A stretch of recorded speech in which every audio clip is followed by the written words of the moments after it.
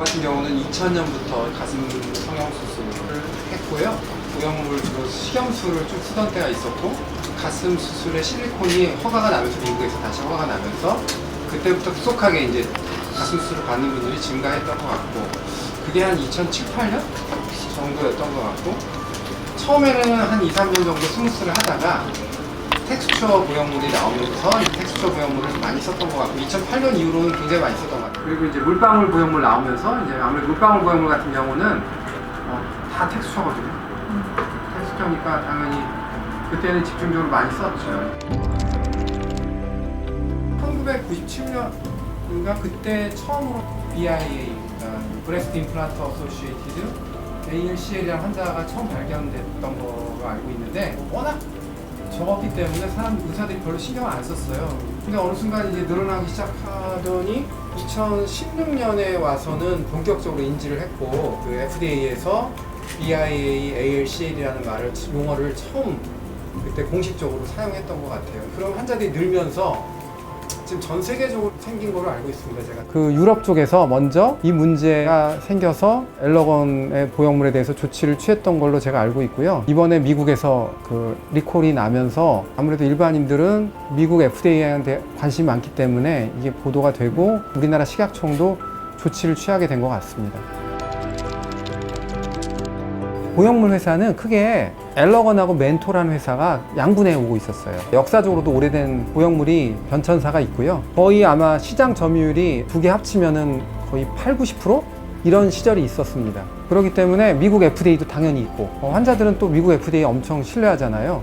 당연히 멘토랑 엘러건 보형물을 주로 썼던 그런 시기가 있죠. 근데 그때 당시에는 ALCL이라는 게 워낙 적었기 때문에요. 거의 몇만 명 중에 한 명? 뭐 생길까 말까 했기 때문에 의사들도 잘 이거가 살 텐겨? 그런 생각들을 갖고 있었던 거죠. 보형물과 관계된 림프종은 약간 국소적인 질환입니다. 그래서 처음에 시작은 가슴이 좀 붓는 거로 시작해요. 한쪽 가슴이 붓고 종괴라든가 이렇게 만져질 수도 있지만 대부분은 붓는 걸로 시작하고, 맨 처음에는 캡슐 안에 존재하겠죠. 그 암세포들 대부분들이.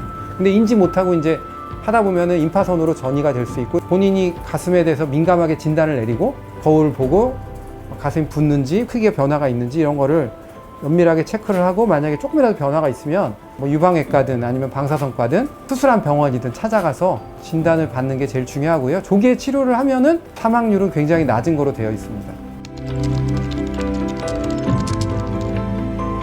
그 문제에 대해서도 저희가 엘러건사에다가 많이 알아보고 있습니다. 전화도 걸어보고, 어떤 분들은 제거를 원하시는 분들이 있을 거고, 어떤 분들은 그게 안전하다고 생각하는 보형물로 바꾸기를 원하는 사람이 있을 텐데, 그러면은 회사에서 보형물을 어떻게 바꿔줄 건지 자기네들 방침이 아직 정해져 있지 않은 것 같고요. 암이 발생했을 때 얼마를 줄 건지, 환자분들 치료비가 들 거 아니겠습니까? 명확하게 지금 한국 엘러건이 입장 정리를 잘 못하고 있는 것 같습니다. 현재까지 한국인은 한 명이 발생했잖아요. 아마 엘러건 보형물로 수술하신 분들 제가 봤을 때는 수만 명이 넘을 것 같은데요. 그 중에 한 명이 발생했고, 앞으로 더 생길 수도 있겠죠. 물론 생길 수도 있지만, 현실적으로는 지금 우리가 봤을 때 제일 많이 생기는 민족이 한 3,500명 중에 한 명 정도 보고, 아주 적게 생기는 그쪽은 3만 명 중에 한 명으로 보고 있거든요.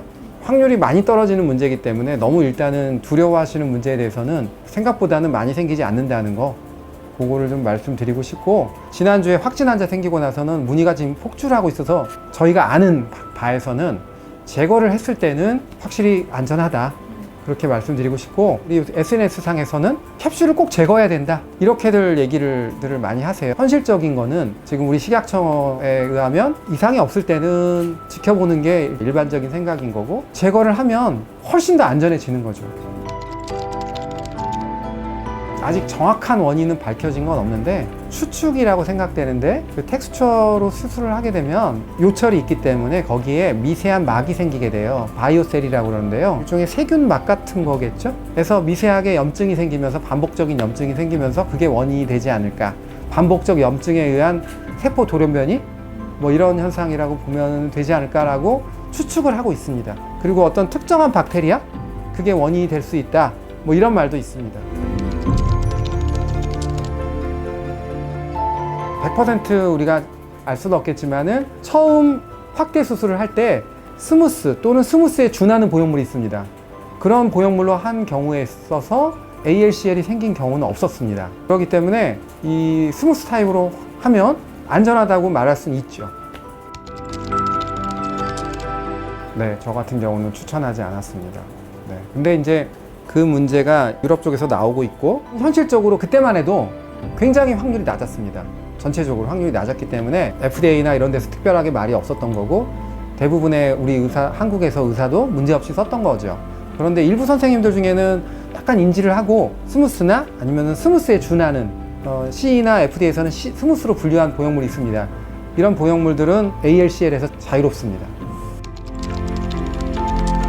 저희 병원 같은 경우는 유방외과 인증이가 있기 때문에 전문의라고 그러죠. 검사를 하라고 그럽니다. 병원에 오셔가지고 검사를 해서 특별한 이상이 없으면은 관찰을 할 수도 있고요. 너무 불안해 하시면은 보형물을 제거할 수도 있고요. 그다음 더 불안해 하시면은 피막도 완벽하게 제거를 해 드릴 수 있습니다. 만약에 또 보형물 교체를 원하신다면은 이제 스무스 타입의 그런 보형물로 교체를 할 수도 있습니다.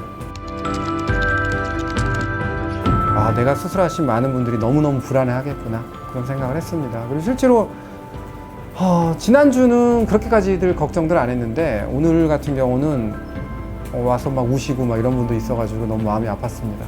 근데 생각보다 그렇게 동양인들한테는 아직까지는 많이 생기지 않기 때문에 지나치게 불안하지 않는 게 좋을 것 같습니다.